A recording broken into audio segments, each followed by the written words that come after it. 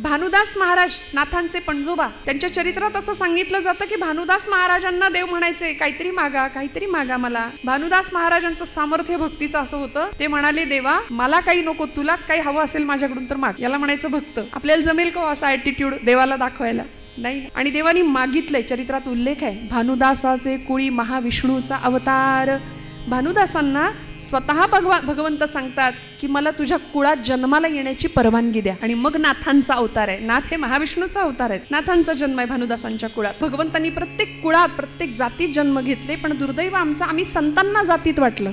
संत वाटून घेतले, हे आमचे ते तुमचे. संतांना आम्ही जातीत वाटलं, आम्ही मातीत जाणार एवढं नक्की. म्हणाले काही माणसं लाखात एक असतात, काही माणसं लाखात एक असतात, काहींकडे लाखो असतात पण ती माणसात नसतात. पण या मुलीचा संकल्प असा होता, निश्चय असा होता की वाटेल ते झालं तरी पांडुरंगाला भाजी पोहोचल्याशिवाय मी जेवणारच नाही. अन्नाचा कण नाही, पाण्याचा थेंब नाही पोटात घेणार. हा 8 वर्षाच्या लेकराचा संकल्प आहे श्रोते हो. 8 वर्षाच्या लेकराचा संकल्प. सावतोबा सांगतायत लेकरा 2 घास खाऊन घे. नाही नाही बाबा, पांडुरंगाला भाजी पोहोचली पाहिजे, पांडुरंगाला निरोप माझा व्यवस्थित पोहोचला पाहिजे. आणि मग मात्र सहृदय दयागण भगवंताला सहन नाही झालं, वीट सोडावी लागली. आणि नुसते नाही, वारकऱ्याच्या वेशामध्ये दिंडी मालक बनून गळ्यामध्ये मृदंग वीणा घेऊन भगवंत 10 दिशाच्या दिक्पालांना वारकरी बनवलं. आणि भगवंत स्वतः दिंडी प्रमुख म्हणून समोरनं दिंडी घेऊन आले. ते वारकरी दादा पंढरपूरला चाललात ना? साक्षात परब्रह्म जगाचा बाप होता. भगवंत म्हणाले हो बाळा, पंढरपूरला निघालोय. का ग, तुझं काही काम आहे का? ती म्हणाली हो. अहो ही एवढी भाजी आहे आमच्या मळ्यातली. माझे बाबा म्हणतात आमचा मळा आहे ना, त्या मळ्याचा मालक आहे पांडुरंग परमात्मा, पण कधी येतच नाही हो मळ्यात. म्हणून म्हटलं ही भाजी एवढी तुम्ही घ्या आणि पांडुरंगाला तुम्ही निघालाच आहात तर द्याल का, पोच कराल का? भगवंतांनी ती भाजी घेतली. म्हणाली हो बाळा, पोच करतो. 2 पावलं पुढे चालले आणि परत माघारी आले. म्हणाले अगं भाजी बरोबर काही निरोप नाही का तुझा? निरोप दिला जातो ना वस्तू दिल्यानंतर, मग काही निरोप आहे का तुझा? तिला इतका आनंद झाला, ती म्हणली किती चांगले आहोत हो, किती दयाळू आहात. नाही तर ते मगाचे वारकरी सगळी माझी भाजी तुडवून टाकली. तुम्ही किती दयाळू आहात, अगदी आमच्या पांडुरंगासारखे. भगवंत म्हणले माझं मेकअप चुकलंय की काय? जय जय राम कृष्ण हरी, जय जय राम. हेची माझी भावी आस, जन्मो जन्मी तुझा दास. पंढरीचा वारकरी, वारी चुकोने दी हरी. संत संग सर्व काळ, अखंड प्रेमाचा कल्लोळ. पंढरीचा वारकरी, वारी चुकोने दी हरी. चंद्रभागे स्नान, तुका मागे हेची दान. पंढरीचा वारकरी, वारी चुकोने दी हरी. पंढरीनाथ भगवान की जय. संत श्रेष्ठ जगद्गुरु तुकोबरायांचा 4 चरणांचा अत्यंत सुंदर सोपा असा मागणीपर प्रकरणातला अभंग आहे. भगवान परमात्मा संतांच्या समोर उभा ठाकत होता आणि काहीतरी मागा म्हणून हट्ट करत होता. आमच्याकडे उलट असतं, देव संतांच्या मागे लागला, काहीतरी मागा, काहीतरी मागा. आम्ही इतकं मागतो आणि कितीही दिलं तरी आमची झोळी कायम फाटकीच राहते. कारण आमचं मागणं आणि संतांचं मागणं याच्यामध्ये फरक आहे. आमचं मागणं हे लौकिकातलं मागणं आहे, प्रपंचातलं मागणं आहे, ऐहिकाचं मागणं आम्ही भगवंताकडे मागतो. आणि मुळात संसार नश्वर आहे, आम्ही संसारातल्याच गोष्टी मागतो, त्यामुळे त्याही एक ना एक दिवस संपतात आणि वाट्याला येतं ते दुःख. चिरंतन शाश्वत सत्य हे संतांना उमगलं होतं. तुकोबराय एकदा नाही, दोनदा नाही, 3 वेळा ठामपणे सांगतात, सत्य तू, सत्य तू, सत्य तू विठ्ठला, कागा दाविला हा जगदाकार. ब्रह्म सत्यं जगन मिथ्या हा शंकराचार्यांचा जगन्मिथ्यावाद प्रसिद्ध आहे. श्लोकार्धीन प्रवक्ष्यामि कथये ग्रंथकोटिभिर् ब्रह्म सत्यं जगन्मिथ्या जीवो ब्रह्मैव नापराः.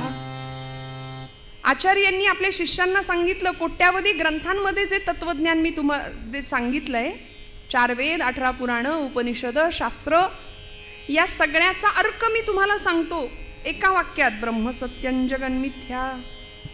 आणि तेच सत्य सोप्या शब्दामध्ये तुकोबराय आम्हाला सांगतात. पाहिली पुराणे, धांडोळीली दरुशने, असा अधिकार संतांचा आहे. त्यामुळे अवघड असलेलं वेदाचं वाङ्मय, वेदांचा तो अर्थ आम्हासीच ठावा, येरांनी व्हावा भार माथा, असं ठामपणे सांगणारे तुकोबराय. अत्यंत गहन असलेलं तत्वज्ञान सोप्या साध्या शब्दामध्ये संतांनी आमच्यापर्यंत आणून दिलं. जसं एखादी आई आपल्या लेकराला दूध भाताचा घास भरवेल, तितक्या प्रेमाने हे तत्वज्ञान, भक्तीचं ज्ञान सोप्या शब्दामध्ये संतांनी आम्हाला दिलं. पण आम्हाला मुद्दाम सोपं अवघड करायची सवय लागली आहे.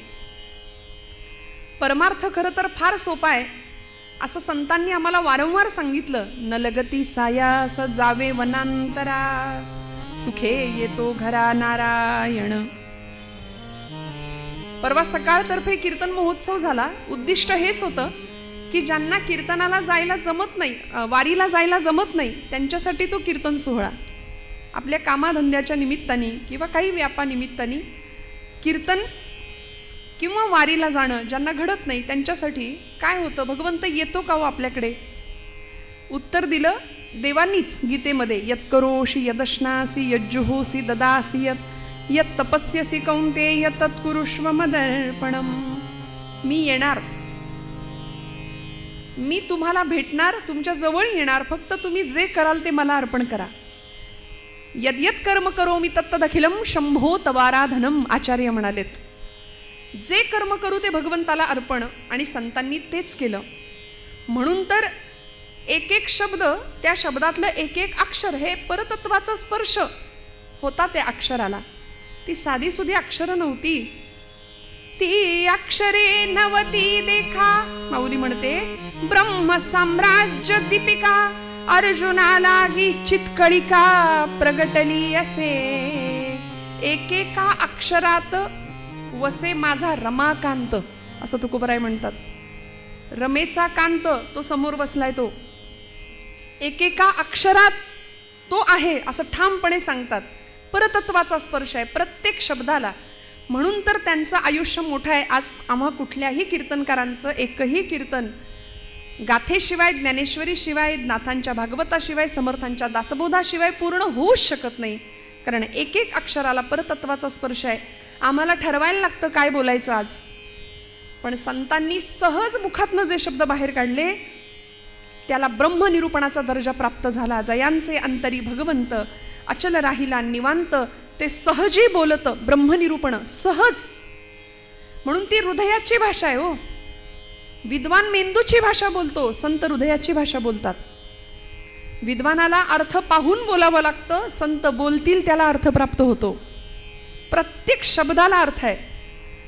म्हणून तर 450 वर्षानंतर तुकोबरायांची गाथा, 750 वर्षानंतर ज्ञानोबांची ज्ञानेश्वरी आजही प्रत्येक मराठी माणसाच्या मनावरती, ओठावरती साम्राज्य करतायत. हे शब्द राज्य करतायत. एवढा दर्जा आणि एवढं आयुष्य आहे त्या काव्याचं, त्या शब्दांचं. तुमच्या आमच्या शब्दाला तितकी किंमत नाहीये.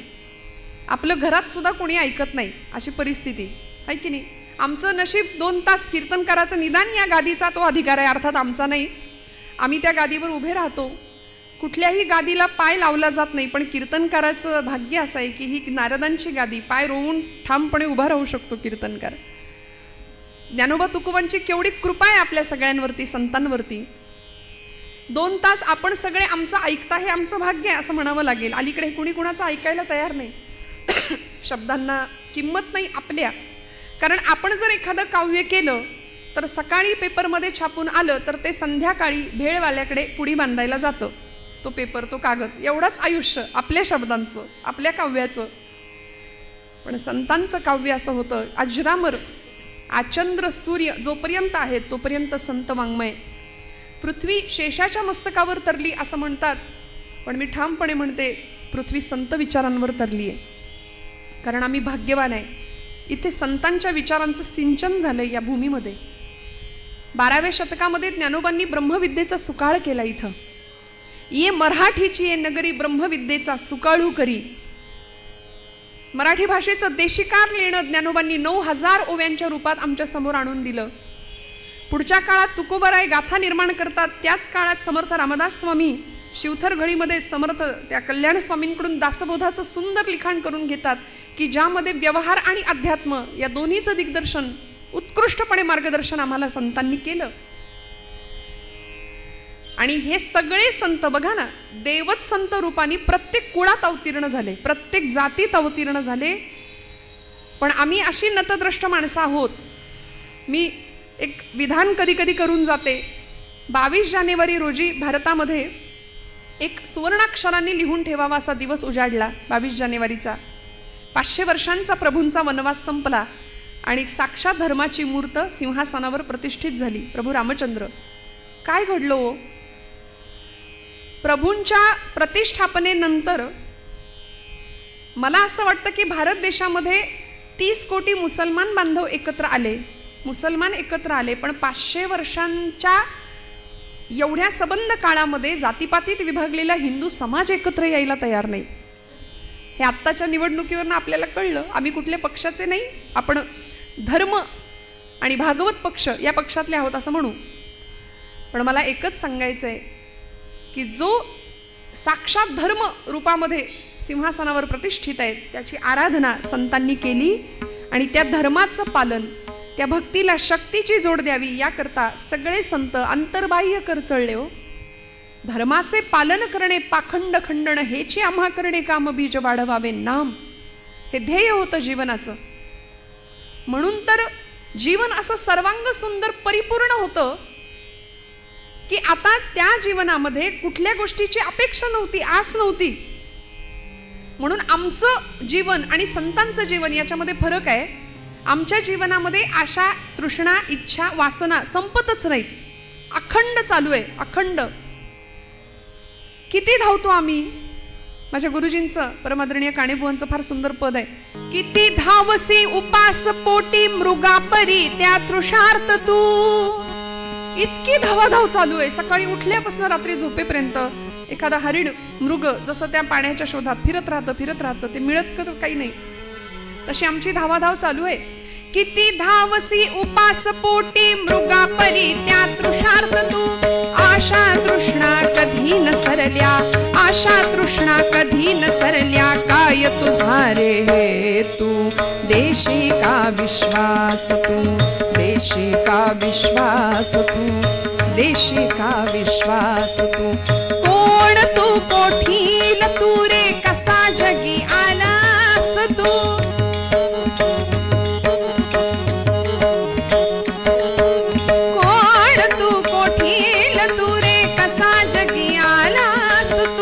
किती दिसांचा निवास येथे, किती दिसांचा निवास येथे. देशी का विश्वास तू, देशी का विश्वास तू, देशी का विश्वास तू, देशी का विश्वास तू, देशी का विश्वास तू, देशी का विश्वास तू. सक्त तू आसक्त तू अनुरक्त तू विषयात तू. सक्त तू आसक्त तू अनुरक्त तू विषयात तू. फक्त तू रे भक्त होई, फक्त तू रे भक्त होई. तख्त सुखाचे मिळवी तू. देशी का विश्वास, देशी का विश्वास तू, देशी का विश्वास तू, देशी का विश्वास तू, देशी का विश्वास तू. कोठील तू रे कसा जगी आलास तू. किती दिवसांचा निवास येथे. देशी का विश्वास तू. काही खात्री आहे, काही गॅरंटी कार्ड येताना घेऊन आलोय का हो. प्रत्येक वस्तूची एक्सपायरी डेट ठरलेली असते ना. आपण बाजारातून कुठलीही वस्तू आणा, त्याचं लाईफ ठरलेलं आहे. तसं याही वस्तूची एक डेट ठरलेली आहे, दिवस वेळ वार तारीख निश्चित आहे. कुठल्याही प्रकारचा शाश्वती नाही आहे या देहाची, या जीवनाची. मग तरी सुद्धा ही आसक्ती कधी संपणार, ही आस आमची कधी कमी होणार. संतांना आमची काळजी वाटली म्हणून खरं तर काय मागावं याचा वस्तुपाठ मागणीच्या रूपाने संत ठेवतात आमच्या समोर. वास्तविक त्यांना मागायची काहीच गरज नाहीये, पण आम्हाला कळावं देवाकडे काय मागायचं असतं. म्हणून ज्ञानोबांनी सुद्धा जगाच्या पाठीवर कुणीच नाही मागितलं असं उदात्त मागणं मागितलं पसायदानाच्या रूपाने. जे खळांची व्यंकटी सांडो तया सत्कर्मी रती वाढो, भूता परस्परे पडो मैत्र जीवांचे. देणारा तितक्याच ताकदीचा होता, मागणाराही तेवढ्याच ताकदीचा, असं उदात्त मागणं मागितलं. नामदेवांचं पसायदान प्रसिद्ध आहे. आकल्प आयुष्य भावे तया कुळा, माझी या सकळा हरीच्या दासा. कल्पनेची बाधा न हो कोणी काळी, ही संत मंडळी सुखी असो. आमचे समर्थ रामदास स्वामी कल्याण करी रामराया, जनहित विवरी तळमळ तळमळ होतची आहे तुझा तूची सावरी. किती सुंदर मागणं मागितलं. अहो भगवंतच मागे लागला, काहीतरी मागा काहीतरी मागा काहीतरी मागा. तुकोबारायांना देव म्हणतात, देव महाराज काहीतरी मागा. महाराज म्हणतात मी काय मागू तुझ्याकडे, आमची 8 पिढ्यांची परंपरा आहे विठ्ठल भक्तीची. असा स्वाभिमान होता या गोष्टीचा बरं का. भानुदास महाराज नाथांचे पणजोबा, त्यांच्या चरित्रात असं सांगितलं जातं की भानुदास महाराजांना देव म्हणायचे काहीतरी मागा काहीतरी मागा मला. देवच मागे लागला काहीतरी मागा मागा म्हणून. भानुदास महाराजांचं सामर्थ्य भक्तीचं असं होतं, ते म्हणाले देवा मला काही नको, तुलाच काही हवं असेल माझ्याकडून तर माग. याला म्हणायचं भक्त. तुलाच काही हवं असेल तर घे मागून. आपल्याला जमेल का असा ॲटिट्यूड देवाला दाखवायला? नाही ना. भानुदास महाराज म्हणले तुला काही हवं असेल तर माग, आणि देवानी मागितलंय. चरित्रात उल्लेख आहे, भानुदासाचे कुळी महाविष्णूचा अवतार. भानुदासांना स्वतः भगवंत सांगतात की मला तुझ्या कुळात जन्माला येण्याची परवानगी द्या.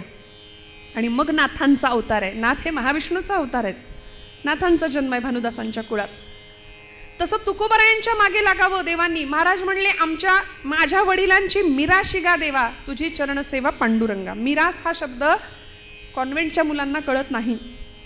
आता आम्ही इतकी इंग्रजीचा आमच्यावर प्रभाव आहे की मिरास हा शब्द, मिरास ॲसेट संपत्ती वारसा हक्क या शब्द अर्थाने वापरला जातो बरं का. मिरास आमच्या वाडवडिलांकडून मिळालेला हा वारसा आहे, ही ॲसेट आहे आमची, तुझी चरण सेवा करणं. आणि मी माझ्या पदरचं नाही, गाथेत शब्द आहे तुकोबारायांचा. कारण महाराजांची पिढ्यांची परंपरा अशी दिव्य होती की कुणीच काही मागितलंच नाही देवाकडे, कुणीच काही मागितलं नाही. आपल्या बाबतीत शोधावं लागेल असं माणूस आपल्या पिढ्यांमध्ये किंवा आपल्या बाबतीत की मागत नाही. आम्ही सदैव मागतो. पण तुकोबारायांच्या कुळामध्ये 8 पिढ्यांमध्ये विश्वंभर बाबा त्यांचे 8वे पूर्वज होते. त्यांच्यापासून म्हणजे अगदी तुकोबारायांच्या वडिलांपर्यंत, बोल्लोबांपर्यंत, आई कनकाईपर्यंत कुणीच नाही मागितलं. बोल्लोबा असे महाराजांच्या त्या पंढरपुरामध्ये जायचे, राऊळामध्ये पांडुरंगाच्या समोर उभे राहायचे. आणि चरित्रात वर्णन आहे, अजिबात पदरच्या गोष्टी नाही. महिपत बुवांनी चरित्र लिहिलंय आणि ते सांगतात की बोल्लोबा जर असे गेले ना राऊळात पांडुरंगाच्या समोर, तर पांडुरंग परमात्मा अशी मान खाली घालायचे. आणि रुक्मिणी आईसाहेब तिकडून विचारायच्या, अहो मान का खाली घातली? ते म्हणायचे, अगं बघितलं नाही का सावकार दारात आलाय, आणि सावकार दारात आला की कर्जदारांनी मान खालीच घालायची असते. दिवाळखोर नारायण त्याला बहुतांचे ऋण असं म्हटलंय. हा नामाचा सावकार आहे, या लोकांचं माझ्यावर इतकं ऋण आहे. हे कोण म्हणतंय? साक्षात परब्रह्म पांडुरंग परमात्मा. या लोकांचं माझ्यावर इतकं ऋण आहे की यांनी मला काही कधी मागितलंच नाही.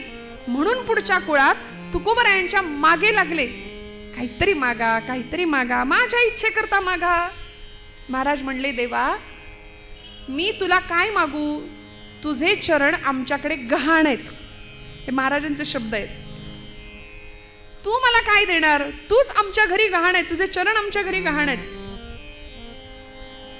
म्हणून तर भक्ताचे ऋण भगवंतावर चढत गेले आणि ते ऋण फेडण्याकरता भगवंत वेळोवेळी आला. आपण काल ऐकलं मोरोपंतांची आर्य आहे, ऋण तरी मुठभर पोहे त्याच्या व्याजात हेमनगरी ती, मुद्दलात मुक्ती देणे ही कोण्या साहुकारीची रीती. व्याज भक्तीचं ऋण इतकं वाढलं की व्याज म्हणून दिली सुवर्णाची नगरी. म्हणले मुद्दल कुठं गेलं? मुद्दल म्हणून मुक्तीच देऊन टाकली. असं आहे देणं भगवंतांचं. देव उदार देता न म्हणे थोडे फार, इतकं दिलं. तुकोबराय म्हणतात मला काही नको, तरी पण देव ऐकायलाच तयार नाही. माझ्या इच्छेकरता महाराज काहीतरी मागा तुम्ही. आणि महाराजांनी या अभंगामध्ये तुकोबरायांनी मागणी ठेवली आपली. देवा हे बघ, मला काही नकोय हे खरं आहे, मी किती वेळचा तुला सांगतोय नको, तरी सुद्धा तू माग म्हणून माझ्या मागं लागलायस, म्हणून मागतो तेवढं दे. आणि अभंगाचं प्रथम चरण तुकोबराय सांगतात, हेची व्हावी माझी आस, जन्मो जन्मी तुझा दास, पंढरीचा वार करी वारी चुकोने दे हरी. हेची व्हावी माझी आस, जन्मोजन्मी तुझा दास. जन्मजन्मांतरीच्या ठिकाणी जीवाचं शिवात्म्याशी मिलन व्हावं हीच अपेक्षा होती संतांची. वास्तविक जीव हा अपूर्ण आहे, त्याला पूर्णत्वाची ओढ लागली आहे. जीव अपूर्ण आहे आणि पूर्ण काय आहे? पूर्ण ब्रह्म आहे. आम्हाला वेदांनी सांगितलं ना, ओम पूर्णमद पूर्णमिदं पूर्णात् पूर्णमुदच्यते पूर्णस्य पूर्णमादाय पूर्णमेवावशिष्यते. पूर्ण काय आहे? पूर्ण ब्रह्म आहे. आणि त्या ब्रह्माची अनुभूती तुम्हाला मला यावी ही संतांची अपेक्षा आहे. म्हणून तर त्यांना जो आनंद मिळाला तो आपल्याला मिळावा.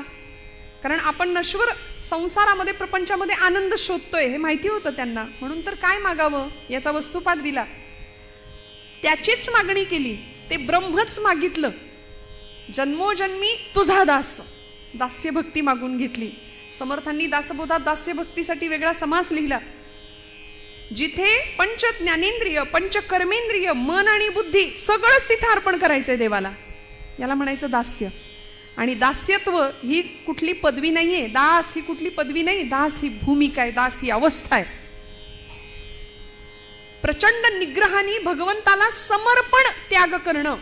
ब्रह्मचैतन्य महाराज म्हणतात, आपण नेहमी ते वाक्य ऐकतो, महाराज म्हणतात देवाला सर्वस्व आपण दिलं पाहिजे. एक वेळ सर्व नाही दिलं तरी चालेल, पण स्व दिला पाहिजे. आम्ही स्व देत नाही आणि तेवढंच बरोबर आमच्या स्वतःकडे ठेवतो, बाकी सगळं त्याला द्यायला आम्ही तयार राहतो. पण स्व भगवंताच्या चरणी समर्पण करावा ही दास्य भक्ती. तुकोबराय सांगतात, जन्मोजन्मी तुझा दास, हेची व्हावी माझी आस. चकार वापरला, भाषेमधला चकार निश्चय दाखवतो. हेची व्हावी माझी आस. तुकोबरायांनी मागणं मागितलं ना, हेची दान देगा देवा, तुझा विसरण व्हावा, तुझा विसरण व्हावा, तुझा विसरण व्हावा. हेची दान देगा देवा.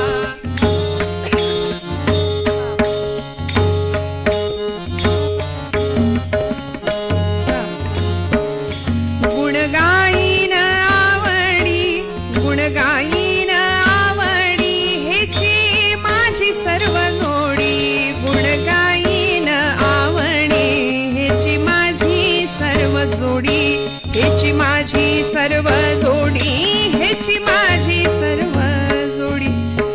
हेची दान देगा देवा, तसं हेची व्हावी माझी आस, जन्मोजन्मी तुझा दास.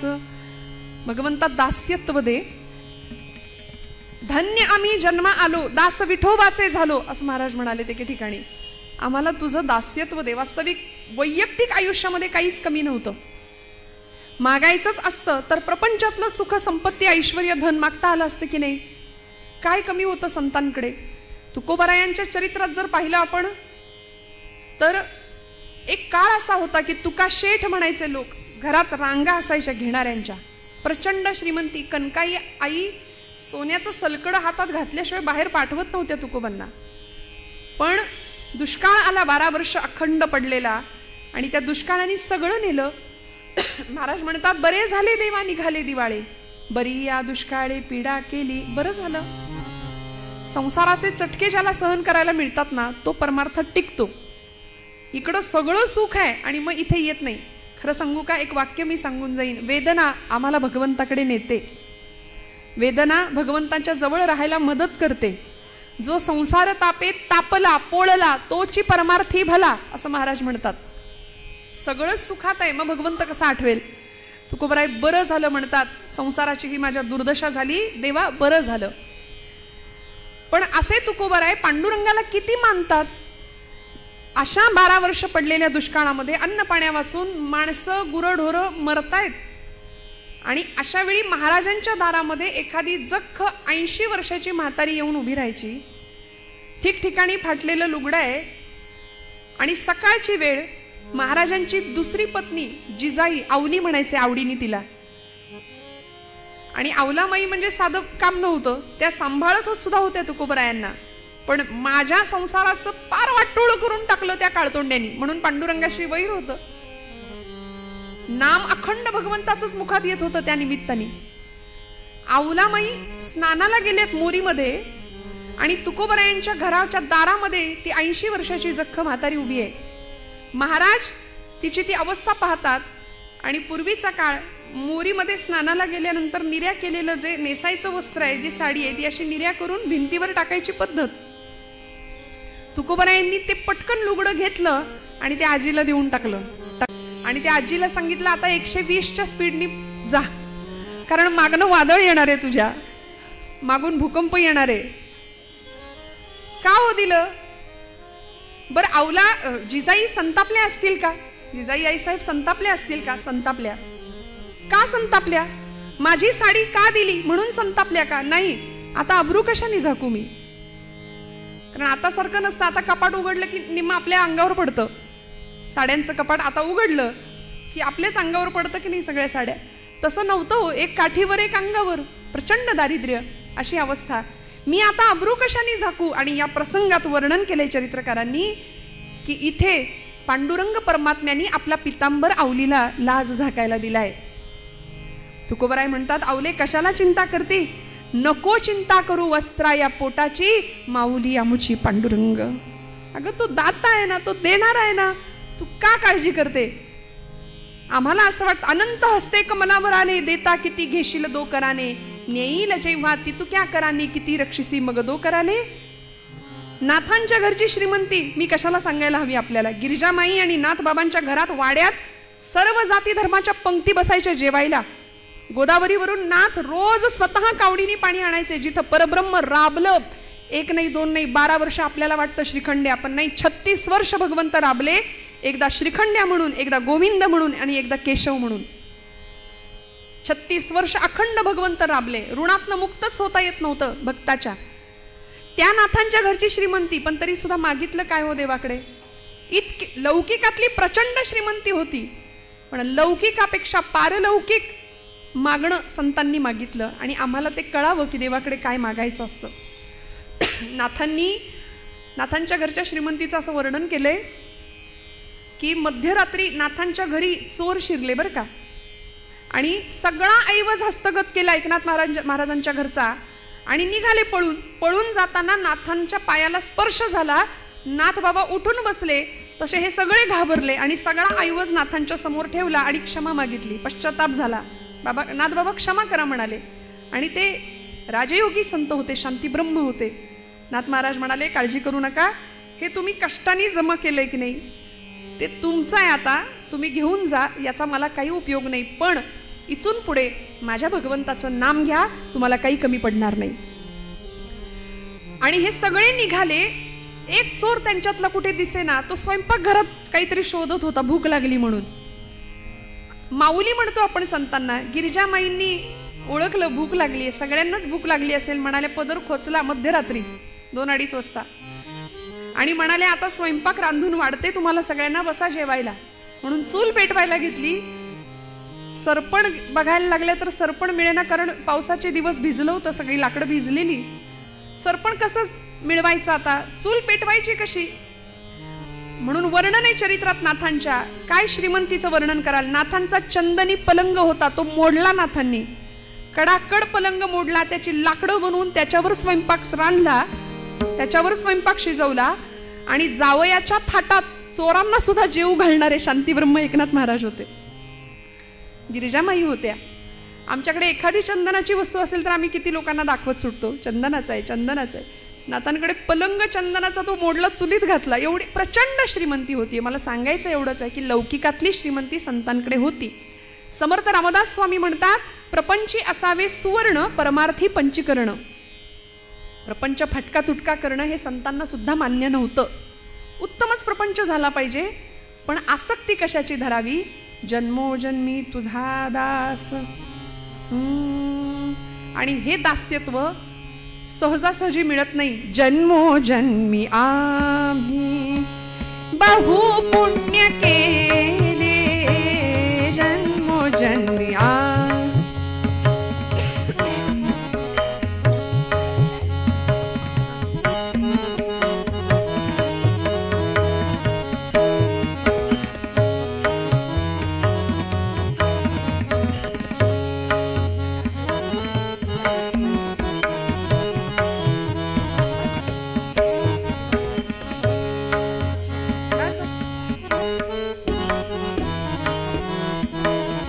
जन्मोजन्मी आम्ही, जन्मोजन्मी आम्ही बहु पुण्य केले, तेव्हा या विठ्ठले, तेव्हा या विठ्ठले कृपा केली.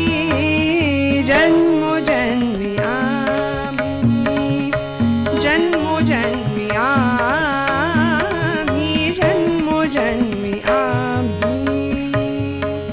अनंत जन्मीचं पुण्य असावं लागेल. सहस्र जन्मा ओळखी जे एक वेळ मुखासी यावया, तेव्हा भगवंत प्रसन्न होतो, कृपा करतो. मी असं म्हणते आपल्या सगळ्यांचं सुद्धा भाग्य आहे, म्हणून आपली पावलं या मंदिराकडे वळली किंवा वळतात. जन्मोजन्मी आम्ही बहुपुण्य केले, तेव्हा या विठ्ठले कृपा केली. तुकोबराय म्हणतात आम्ही भाग्यवान आहोत देवा, मला खरं तर प्रपंचातलं लौकिकातलं काही नको, द्यायचंच असेल तर हेची भावी माझी आस. जन्मोजन्मी तुझा दास, पंढरीचा वार करी, वारी चुकोने दी हरी. त्या पंढरपूर नावाच्या त्या जंबूद्वीपामाजी वसलेल्या त्या गावामध्ये तो तिथला मोकाशी पाटील त्याला म्हटलंय. अभंग आहेत संतांचे. पंढरीचे भूत मोठे, आल्या गेल्या झडपी वाटे. तिथे जाणाऱ्या माणसांवरती तो झडप घालतो, असं ते भूत आहे म्हणाले पंढरीचं. बरं, दिसायला सावळा आहे, काळ्या आहे ते परब्रह्म, ज्याचा विकारांवर विजय आहे, असा तो सावळा. 6 विकारांना ज्यांनी आत वळवलंय असा तो पांडुरंग परमात्मा. काय वर्णन केलं? मृत्युलोकी एक नगर, त्याचे नाव पंढरपूर.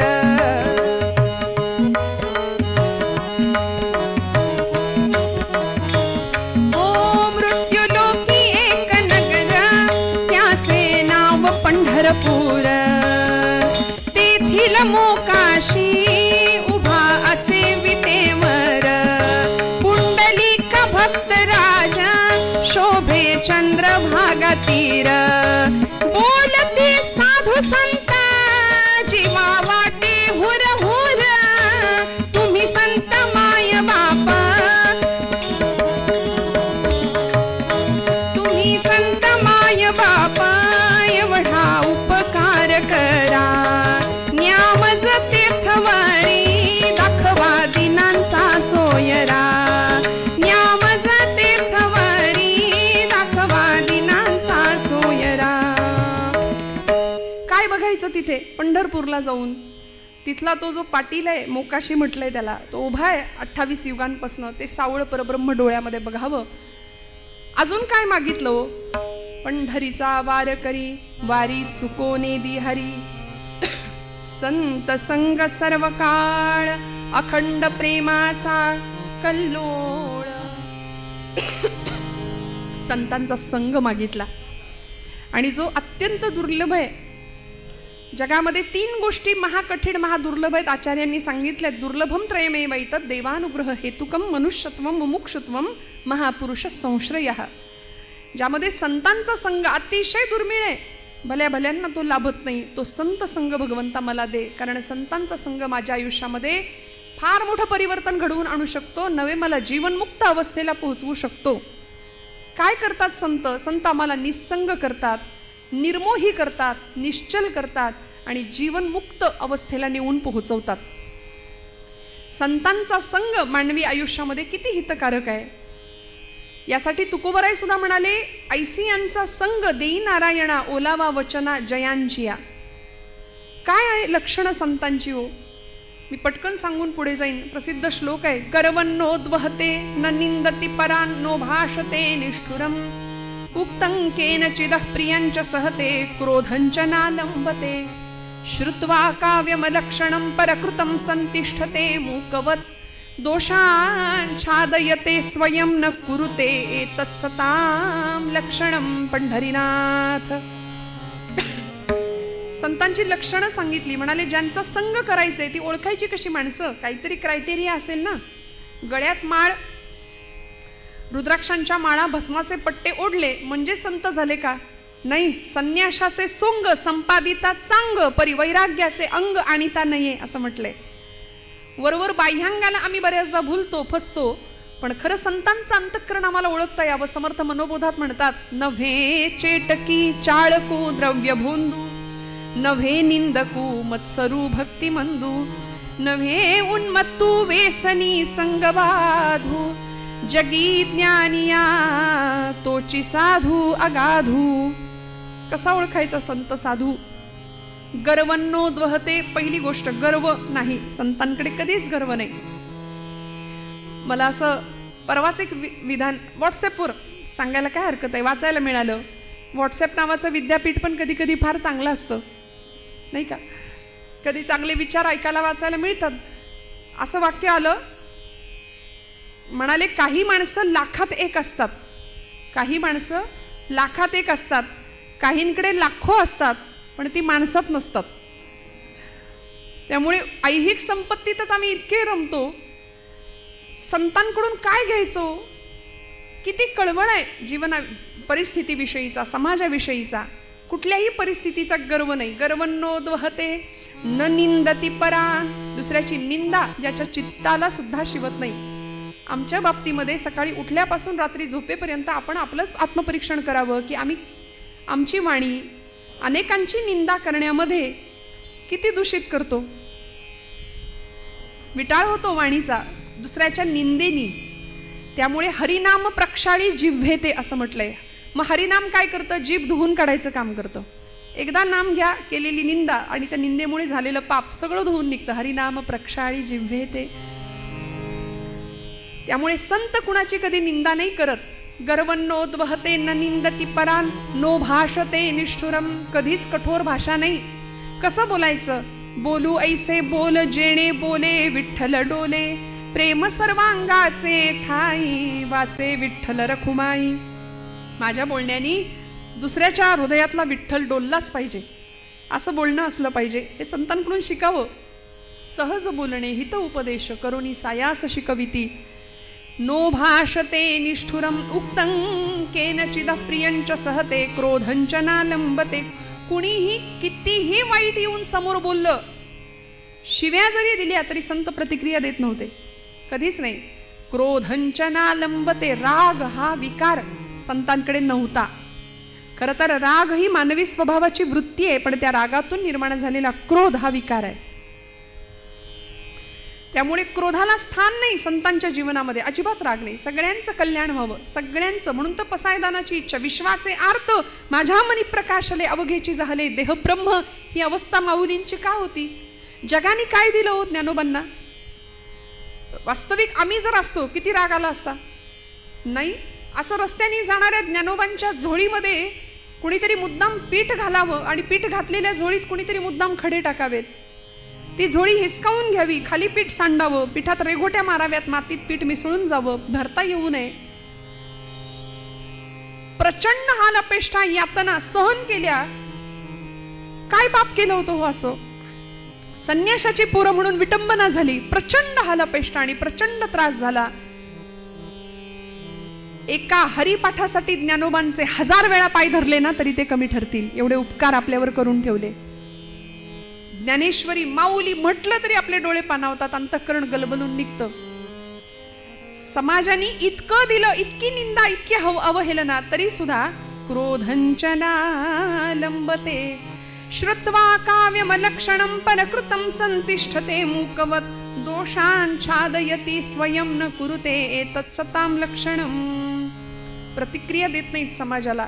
शांतपणे बसून राहावं, निर्जन ठिकाणी जावं.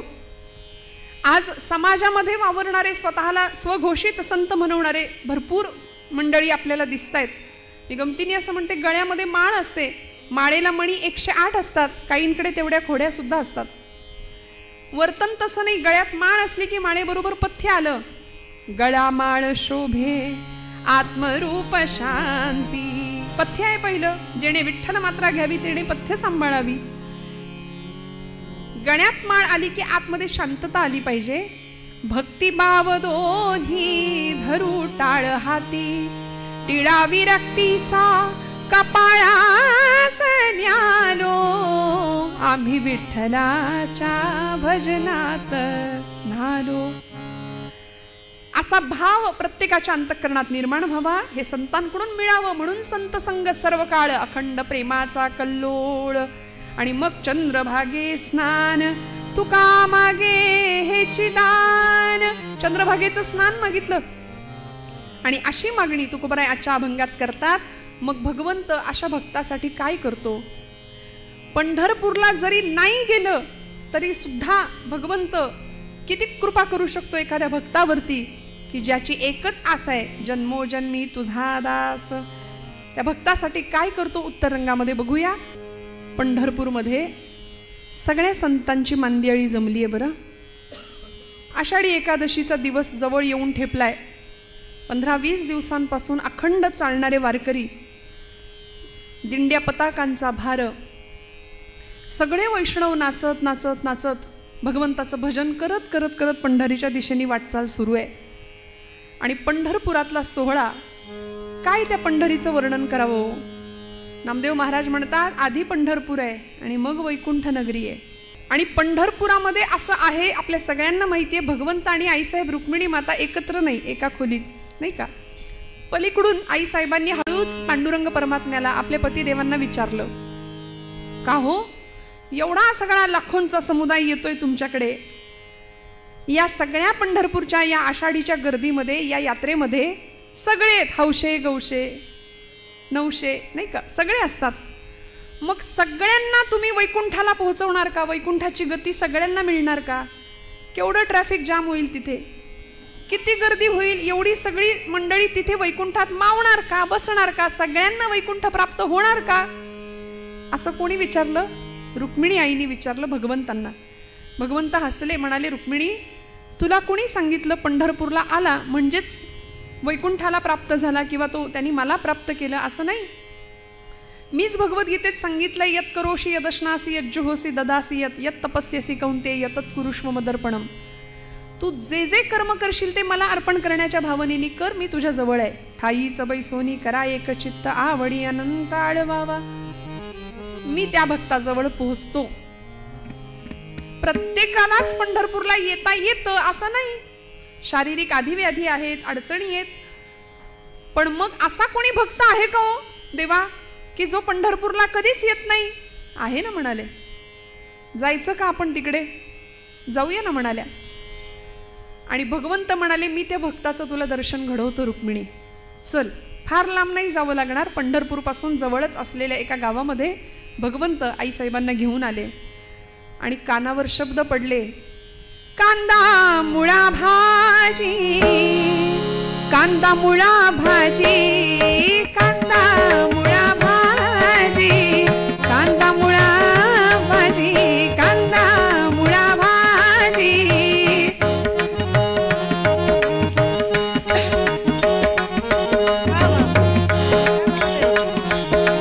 कांदा मुळा भाजी, कांदा मुळा भाजी, अवघी विठाई माझी, अवघी विठाई माझी, अवघी विठाई माझी, अवघी विठाई माझी, अवघी विठाई माझी, अवघी विठाई माझी.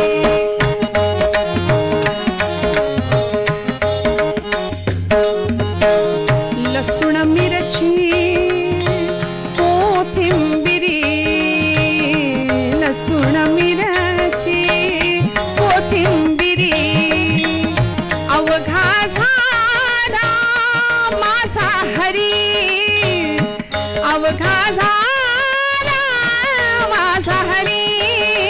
कांदा मुळा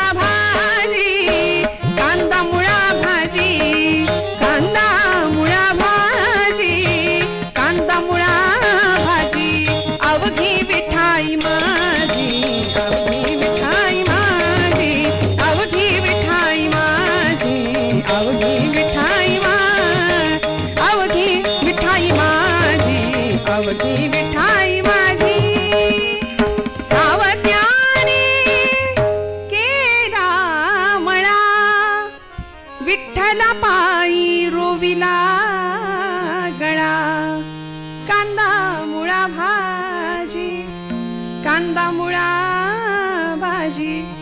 हा आवाज ऐकला कुठे आले होते हो? पंढरपूर पासूनच असलेलं गाव.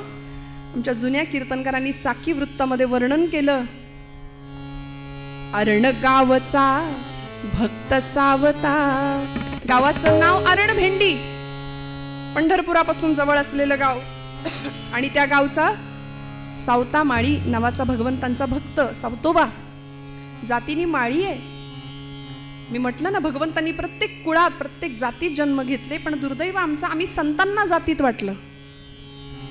संत वाटून घेतले, हे आमचे ते तुमचे. संतांना आम्ही जातीत वाटलं, आम्ही मातीत जाणार एवढं नक्की. काय सावतोबांचा अधिकार होता? अरण गावचा भक्त सावता. अरण गावचा भक्त सावता माळी धन्य झाला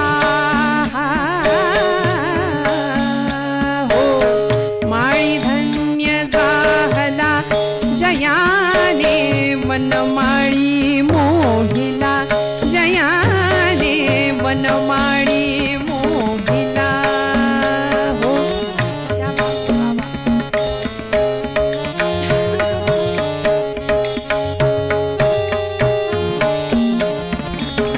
विश्वी भरला विश्वंभर तो.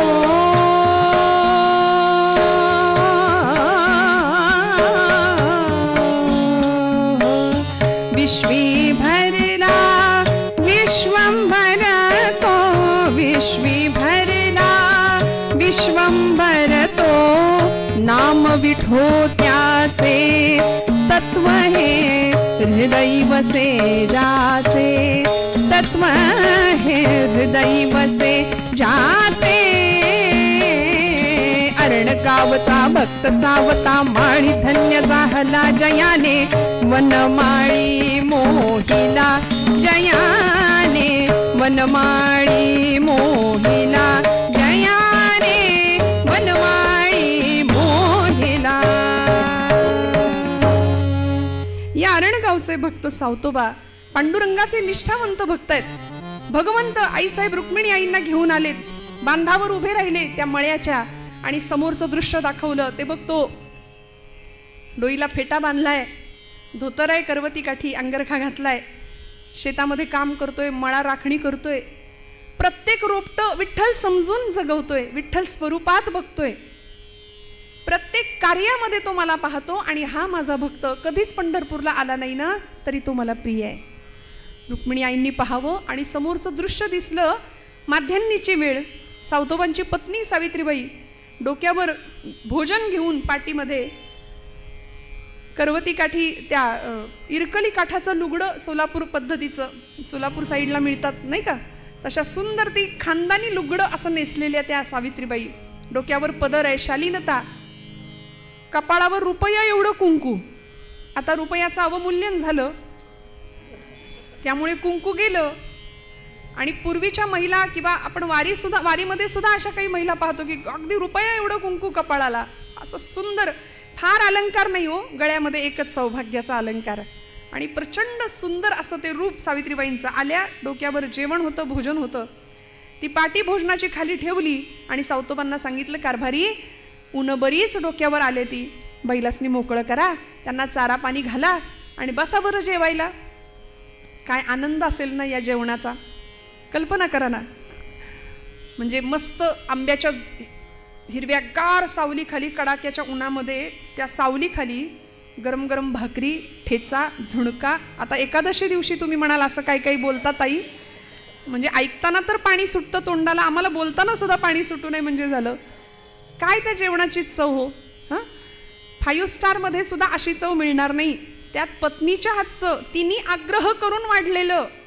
भोजेषु माता, पत्नी सुद्धा जेवायला वाढते तेव्हा आई वाढते असं वाटलं पाहिजे बरं का, असं शास्त्रकारांचं म्हणणं आहे. वाटत नाही ते वेगळं.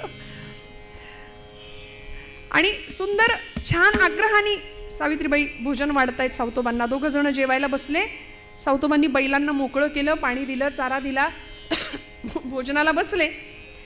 पहिला घास मुखात घातला आणि दोघांची चर्चा सुरू झाली, संवाद सुरू झाला. सावित्रीबाई विचारतायत, धनी कारभारी, बऱ्याच दिवसापासून तुम्हाला काही विचारीन म्हणते, आज अगदीच राहावे ना, विचारू का? विचार ना म्हणाले. काय मनात असेल ते विचार. तुम्ही पांडुरंगाचे भक्त आहात, गळ्यात तुळशीची माळ आहे, कपाळाला गोपीचंदनाचा टिळा आहे. पांडुरंग पांडुरंग पांडुरंग सतत नामस्मरण करता, पण कधी पंढरीला गेलेलं पाहिलं नाही मी. कधीच पंढरपूरला जात नाही. सावतोबा म्हणाले, हा प्रश्न आहे का तुझा? सांगतो म्हणाले, मी पंढरपूरला का जात नाही. सावतोबा प्रश्नाचं उत्तर देतात. उठले तिथनं, भोजन उरकलं आणि जिथं बैल होते ना त्या बैलांजवळ गेले. आपल्या पत्नीला सांगतायत, तुझ्या प्रश्नाचं उत्तर देतो. माझा पांडुरंग फक्त विटेवरच आहे असं वाटतं का ग तुला? नाही, माझा पांडुरंग सगळीकडे आहे. कुठे आहे सांगतो, आपल्या मळ्यात सुद्धा येतो. सांगू कसा आहे, कुठे आहे? बैलांच्या पाठीवर एक थाप मारली आणि सांगितलं, बैल विठ्ठल शेत विठ्ठल. माझे बैल विठ्ठल स्वरूपात आहेत. माझा सगळा मळा साक्षात विठ्ठल आहे. बैल विठ्ठल शेत विठ्ठल विश्व विठ्ठल गे.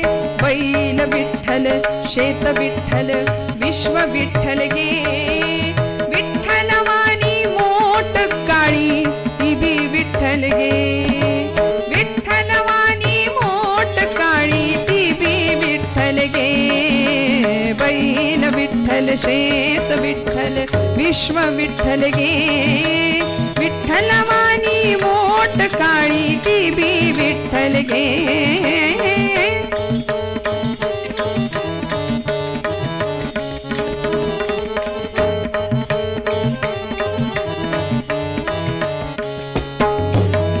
पोपट राघू मोर मैना चिमणी विठ्ठल गे. चिमणी वाणी नागू माझी ती बी विठ्ठल गे. वृक्ष विठ्ठल वापी विठ्ठल वेली विठ्ठल गे. वेली वाणी सखये माझी तू बी विठ्ठल गे. बैल विठ्ठल शेत विठ्ठल विश्व विठ्ठल गे. विठ्ठल वाणी मोठ काळी देवी विठ्ठल गे. विठ्ठलवाणी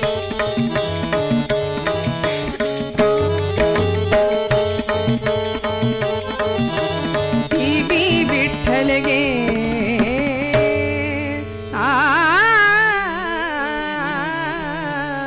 सगळं विठ्ठल स्वरूप आहे. सर्व चराचर सूर्य चंद्र गे. गमते विठ्ठल गे.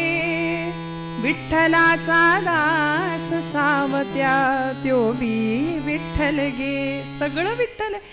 अगं तू एखाद्या वृक्षाच्या आधाराने जशी वाढणारी वेल असते तशी प्रपंचामध्ये माझ्यासोबत तू आहेस.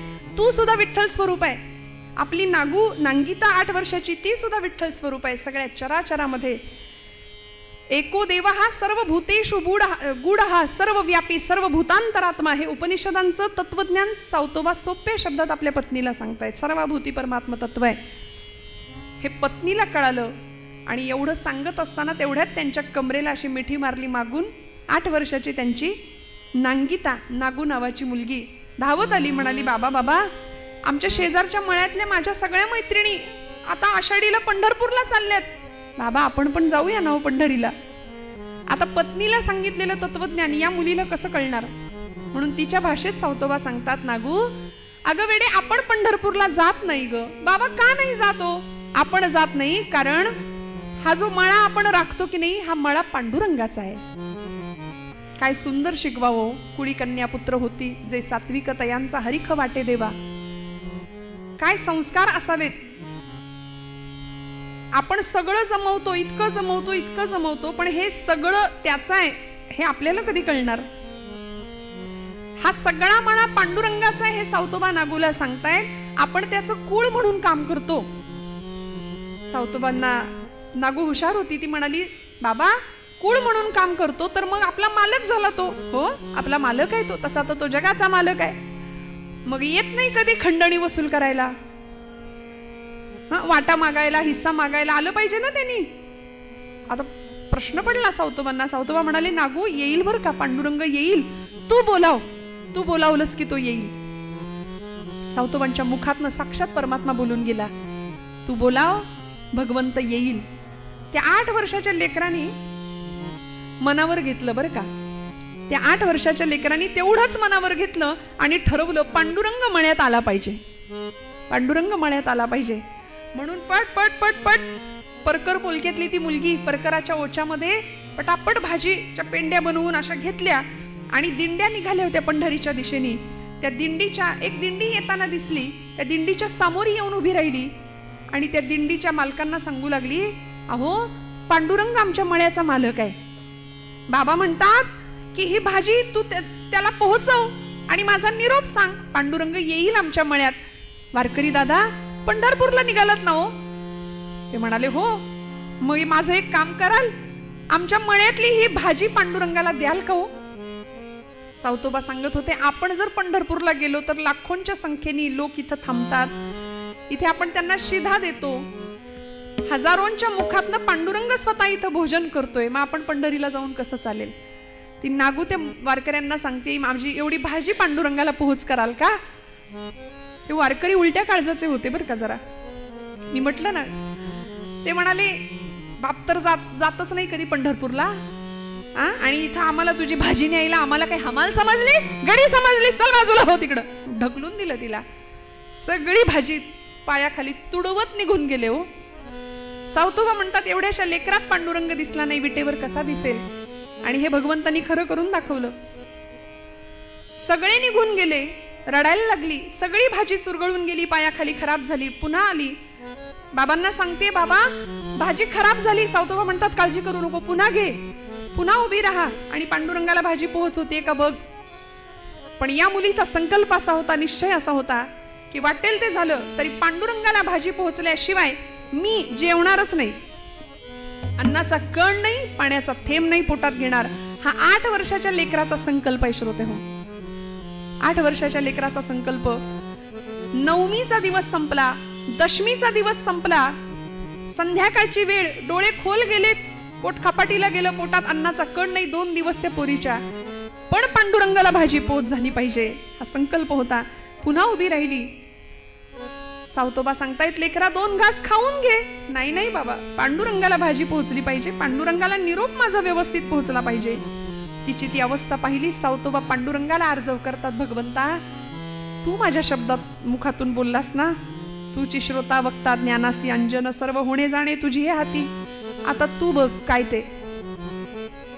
आणि मग मात्र सहृदय दयागण भगवंताला सहन नाही झालं, वीट सोडावी लागली. आणि नुसते नाही, वारकऱ्याच्या वेशामध्ये दिंडी मालक बनून, गळ्यामध्ये मृदंग वीणा घेऊन भगवंत 10 दिशाच्या दिक्पालांना वारकरी बनवलं आणि भगवंत स्वतः दिंडी प्रमुख म्हणून समोरनं दिंडी घेऊन आले. जय विठ्ठल जय हरी विठ्ठल जय विठ्ठल बोला. जय विठ्ठल जय हरी विठ्ठल जय विठ्ठल. आवाज येऊ द्या, येऊ द्या आवाज सगळ्यांचा. जय विठ्ठल जय हरी विठ्ठल जय विठ्ठल जय हरी विठ्ठल.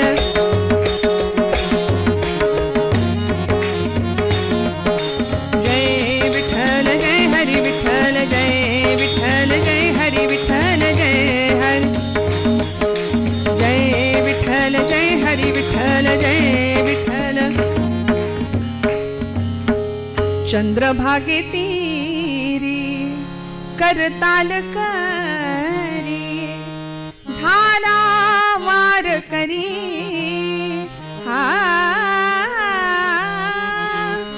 झाला वार करी रंगला भजनी हा श्री हरी.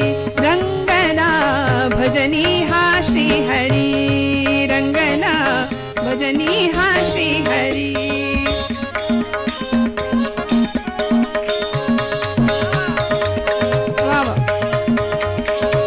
रंगला भजनी हा श्री हरी.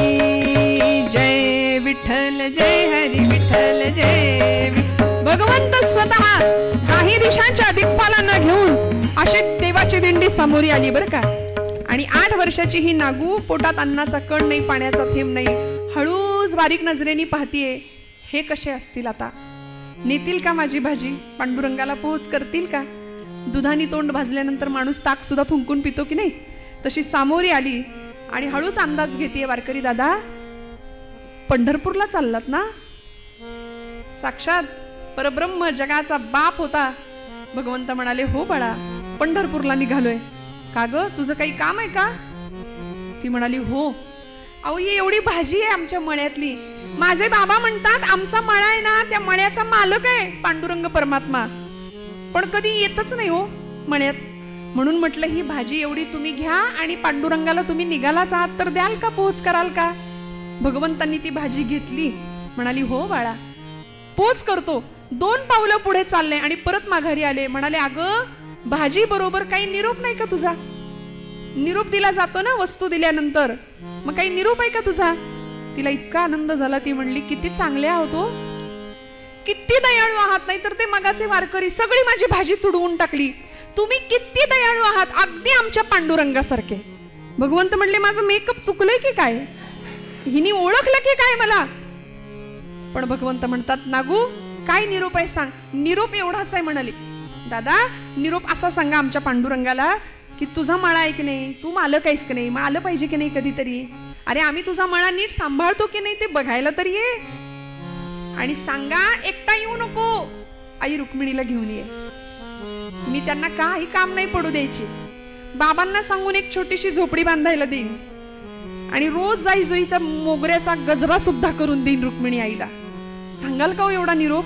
भगवंतांनी तिचा भाव पाहिला. निघाले पुढे. सांगितलं, तुझा निरोप व्यवस्थित पोहोचवेन, पांडुरंगाला काळजी करू नको नागू, खाऊन घे काहीतरी. पण नाही, पांडुरंग आल्याशिवाय जेवायचं नाही. एकादशीचा दिवस उजाडला. पोटात अन्नाचा कण नाही, घेरी आली आणि बेशुद्ध अवस्थेमध्ये ती मुलगी सावतोबांनी अशी हातात धरली आहे. पांडुरंग परमात्म्या, तू शब्द दिलायस ना तिला, या लेकराचा अंत पाहू नकोस, आता लवकर ये, काहीही कर आणि तुला यावं लागेल. आणि आता पंढरपुरामध्ये खरं तर भगवंताला तिथं असणं गरजेचं होतं.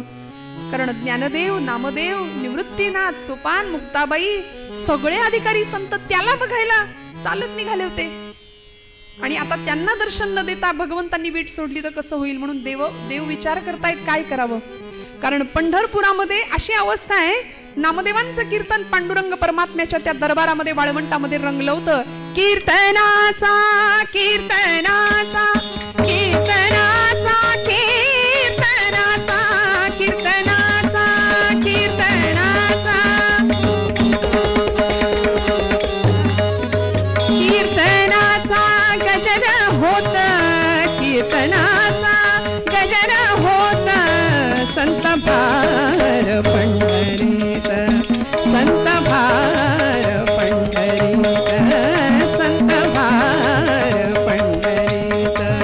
क्या बात है.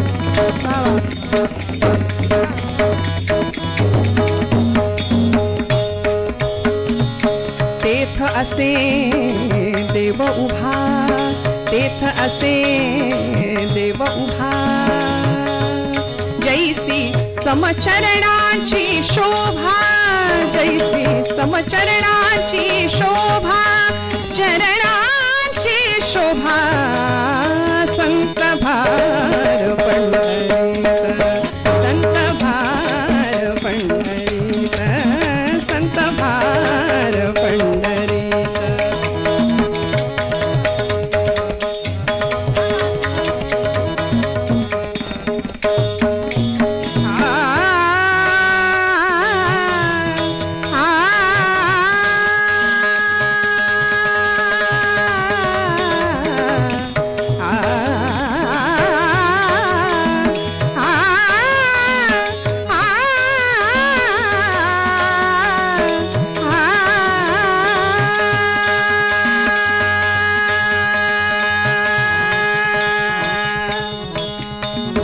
ऐशा संता शरण जावे, ऐशा संता शरण जावे, ऐशा संता शरण जावे, जनी म्हणे त्याला ध्यावे, जनी म्हणे त्याला ध्यावे, जनी म्हणे त्याला ध्यावे, त्याला ध्यावे संत भार पंढरीत, संत भार पंढरीत.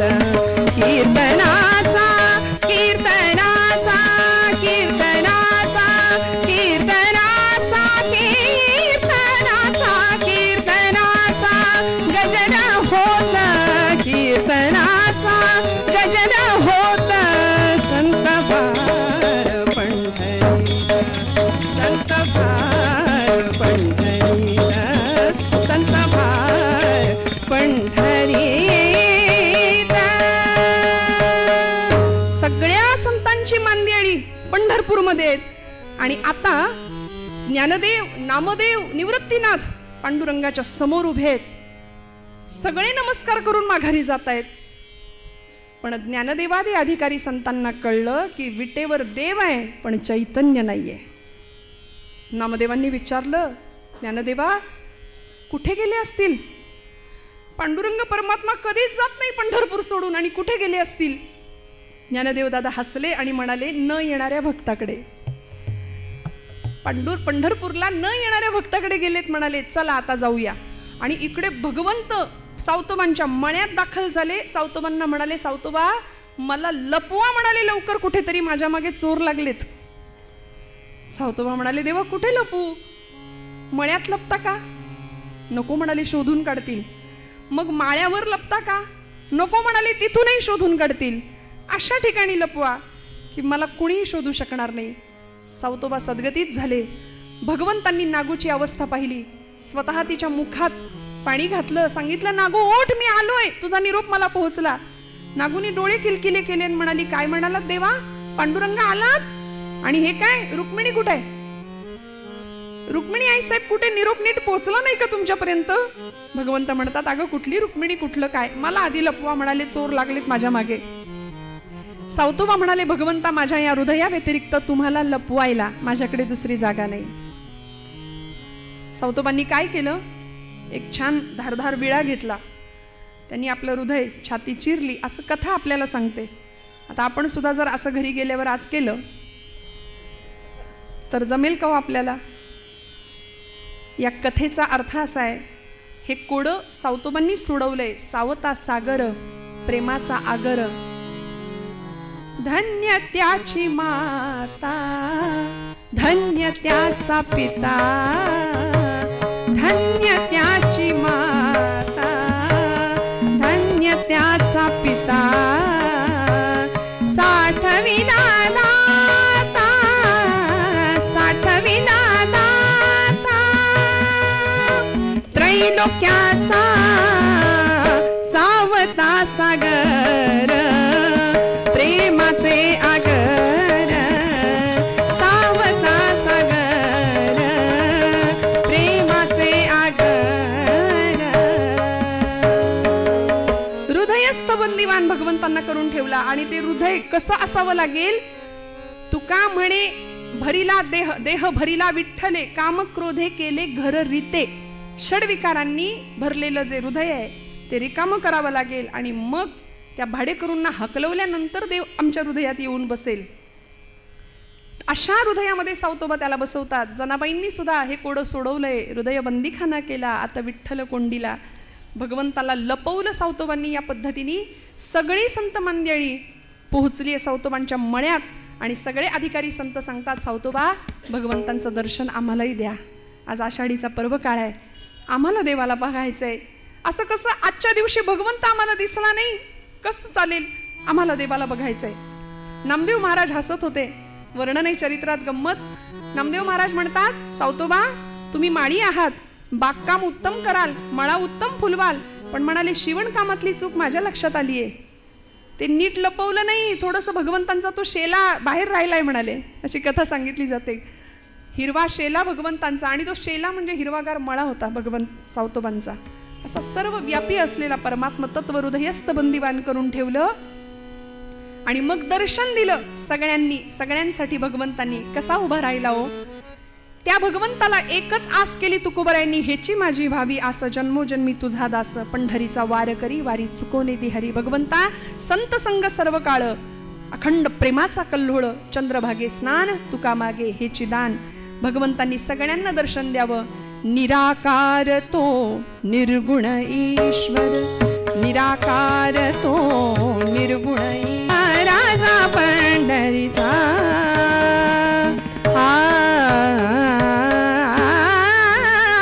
हेची व्हावी माझी आस, हेची व्हावी माझी आस, हेची व्हावी माझी आस, जन्मोजन्मी तुझा दास, जन्मोजन्मी तुझा दास, पंढरी